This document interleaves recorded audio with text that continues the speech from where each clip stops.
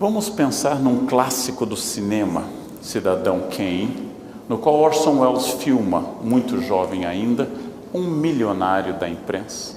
Um milionário que tinha tudo, tinha a total plenitude material. Quem seria eu se eu tivesse dinheiro para tudo, para o que eu quisesse? O que seria da minha vida se eu escolhesse tudo que eu quisesse comprar, todos os empregados que eu quisesse aproveitar? Seria a vida plena? Aparentemente sim, porque muita gente joga nas loterias. Muita gente identifica esse dinheiro como uma forma de atingir a felicidade neste mundo.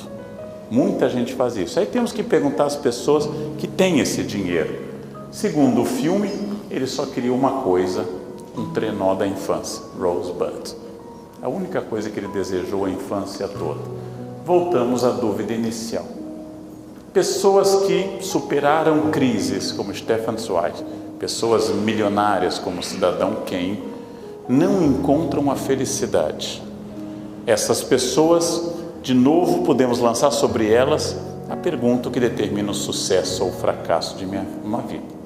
Por que é que 2 ou 3 irmãos, criados pela mesma mãe e pelo mesmo pai, saem tão diferentes no plano da afetividade, da realização familiar e do êxito material?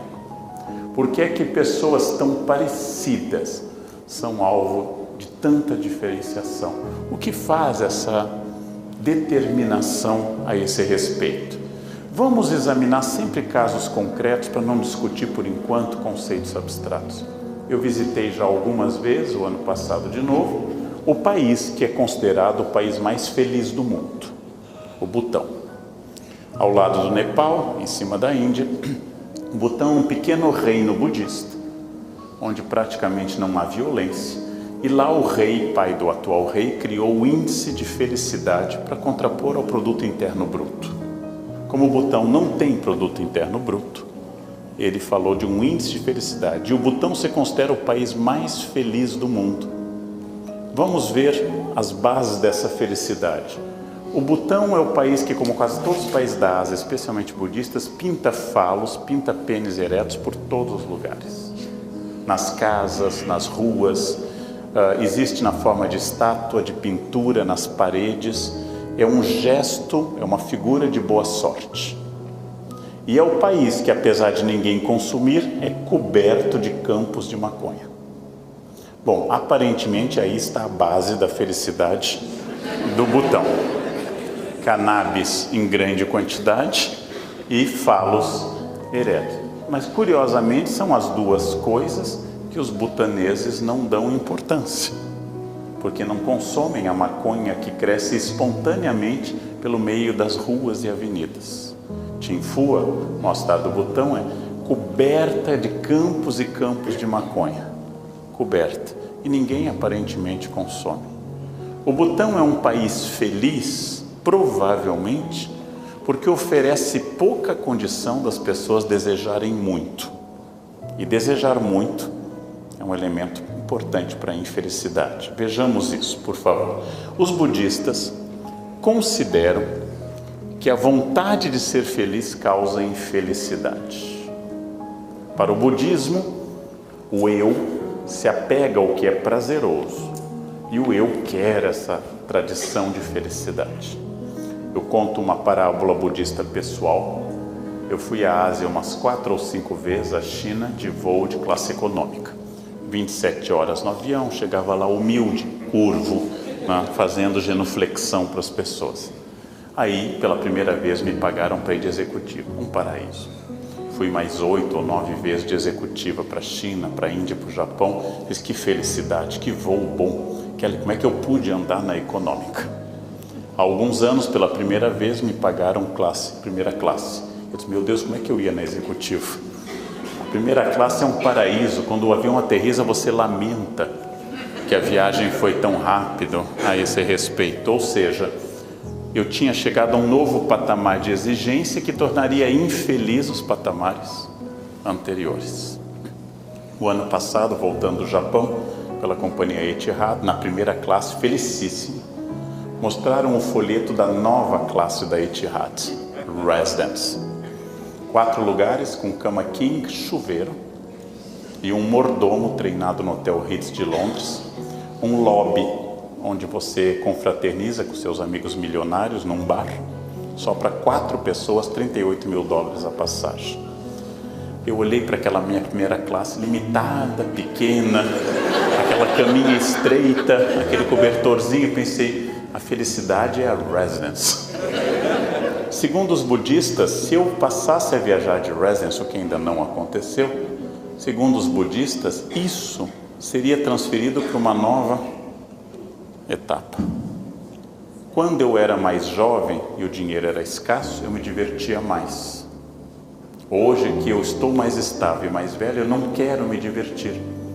Ou seja, me torno econômico por força da idade e passo a não desejar mais coisas. Eu já fui para a Europa com 18 anos sem reservar hotéis. Hoje eu não vou à praia de Santos sem uma planilha Excel, tudo acertado, porque envelhecer é ficar mais prudente, ou seja, covarde. Eu tenho medo de tudo. Segundo os budistas, esse apego à felicidade traz infelicidade. A grande Clarice Lispector diz uma coisa parecida com isso. Amor é para distraídos. Ninguém se apaixona buscando se apaixonar. Todas as pessoas se apaixonam porque são distraídas. Gente, se vocês quiserem, tem cadeiras aqui no meio. Não gosto de ver aluno de pé, vou ficando nervoso.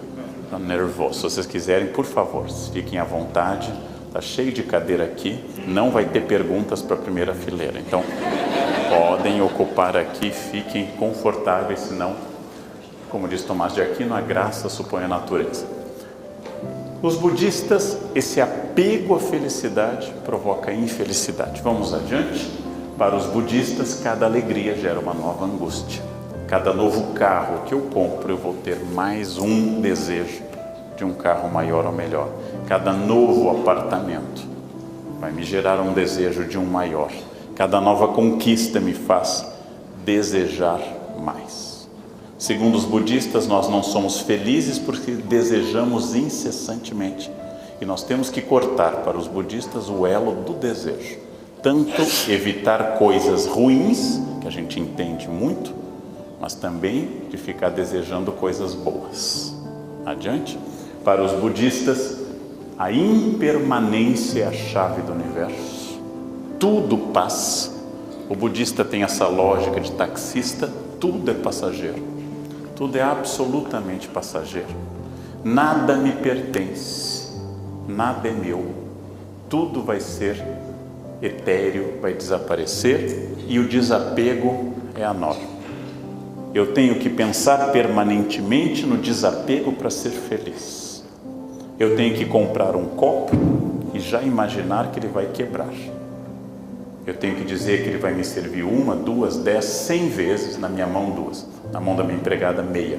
Ele vai me servir esse número de vezes e aí ele vai desaparecer. Ele vai ter cumprido um papel. Eu tenho que me desapegar de todas as coisas, como os budistas do Tibete fazem mandalas. Levam 2 anos para fazer uma mandala artística e ao final desmancha. Desapego absoluto. Os budistas da região central budista da China que eu visito, Wu Taishan, fazem com um pincel de caligrafia. Em mandarim tem um nome fácil de guardar, Fude, o pincel de caligrafia. A primeira palavra que os alunos guardam em mandarim. E aí eles fazem escrita com água no chão, no sol. E aí você diz, mas o sol vai apagar. E eles dizem, também vai apagar o que você escrever no papel. Só o tempo aqui, tudo passa. Desapego é a margem para eu ser feliz. Não muito, nem pouco, nem fazer jejum que eu pense em comida todo o tempo, e nem me empanturrar que eu pense em comida todo o tempo. O caminho do meio, a virtude do equilíbrio. Segundo Buda, a mão é a medida de cada refeição. Esta é a quantia que eu vim ao mundo para comer de arroz em cada refeição. Bom, um programa radical e anoréxico para vocês se alimentarem. Adiante. A grande proposta do budismo é controlar a ilusão do eu que nos impede de ser felizes.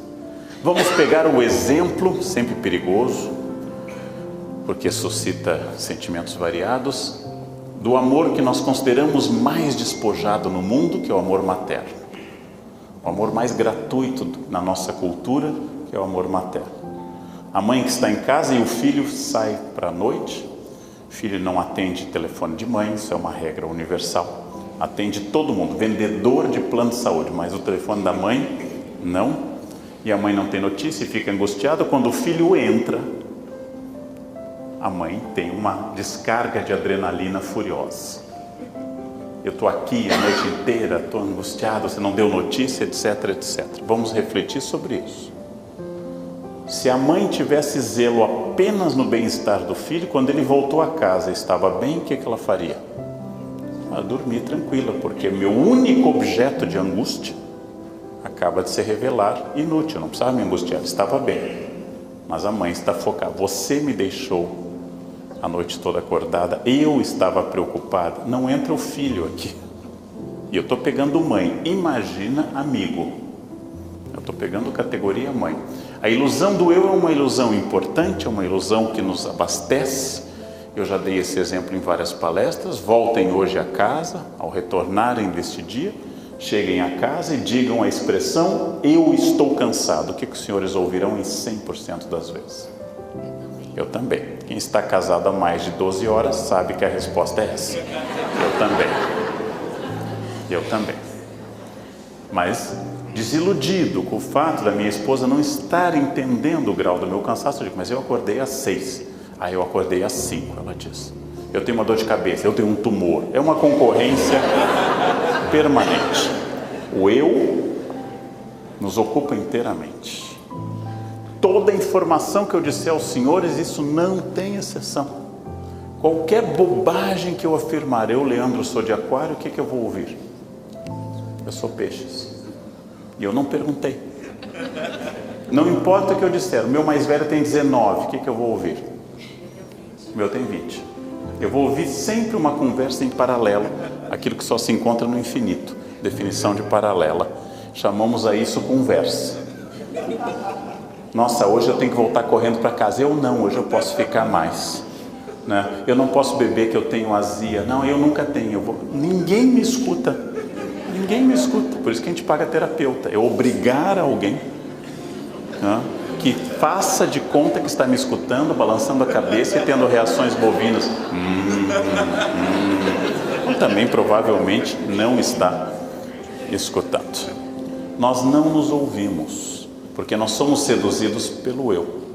Para os budistas essa é a chave da infelicidade. Eu só escuto a mim e o mundo me desafia. Paulista tem um costume que eu acho fascinante. Eu sou um antropólogo daquela cidade, onde eu moro há 28 anos.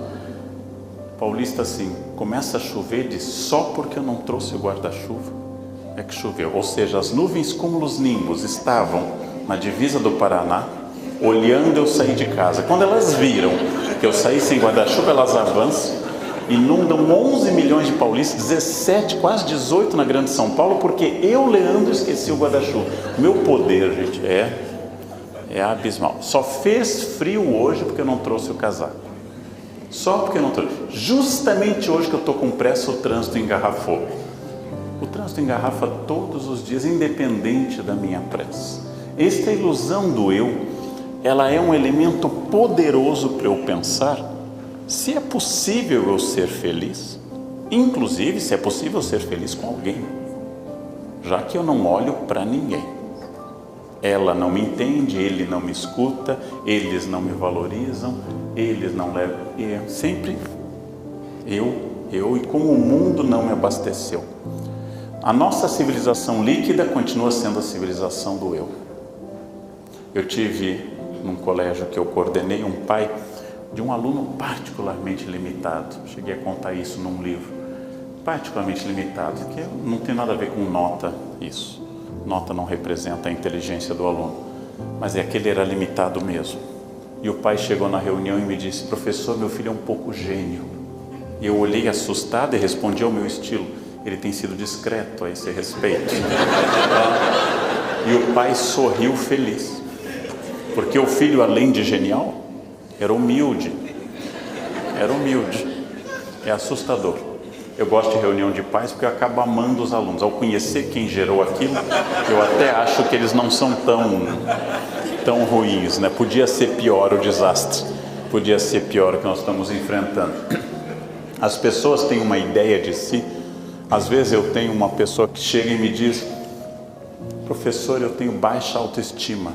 Eu tenho vontade de dizer: não, meu filho, é que você é pouco mesmo, você tem senso de realidade, não é baixa autoestima. Baixa autoestima é quando alguém é muito talentoso, muito bonito e não vê isso. Em você é sinal de sabedoria, você é pouco mesmo, mas não dá para dizer isso, porque uma das características do mundo contemporâneo é que todo mundo é bom, porque não se pode traumatizar ninguém. Eu venho de uma geração que podia traumatizar. As professoras no meu colégio diziam isso: seu mongol, sua anta, vai para pai. Isso aqui é escola, naquilo não tinha, e não tinha bullying também, tinha que correr, se quisesse te pegar tinha que correr, não tinha bullying ainda. Todo o meu eu, que não pode mais ser traumatizado, que não pode ser tocado, que não podem falar, todo o meu eu envolve uma obsessão permanente em torno da minha ideia de como eu sou digno, feliz. E tem um autor que chega a achar que a crise de 2007 ocorreu imobiliária nos Estados Unidos por causa da autoajuda. A autoajuda disse às pessoas, a todo mundo: você tem condições, basta querer, abra uma franquia, você é filho do universo, irmão das estrelas, viva o queijo tofu, unicórnios mágicos, queridos pôneis, você pode, você precisa fazer isso. Só que nem todo mundo pode tudo. Eu não posso várias coisas eu não posso. Talento não é distribuído de forma universal, e os talentos são variados. Ou seja, essa ilusão do eu que eu posso tudo, ela é a chave da autoajuda contemporânea, e ela é um problema.